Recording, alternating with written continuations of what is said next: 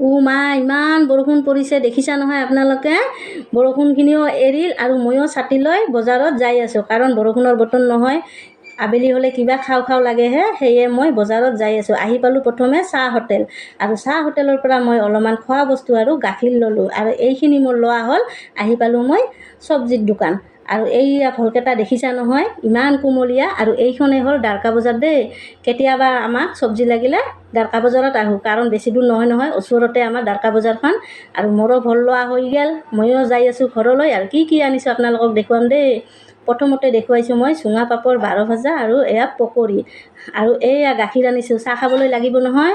আৰু কেইটামান আনিছোঁ গৰম গৰম চিঙিৰা। এতিয়া চাহ বনাম আৰু চিঙিৰা দি দগৰি খাম, কাৰণ বৰষুণৰ বতৰ নহয়, গাখীৰ চাহ খাই বৰ ভাল লাগে। আৰু সেয়ে গৰম চিঙিৰা আৰু কেইটামান মনত আছে ফল, কাৰণ কালি জোৱাই আহিব নহয়, ফলেদি মাছ খুৱাম। আজিলৈ ইমানে।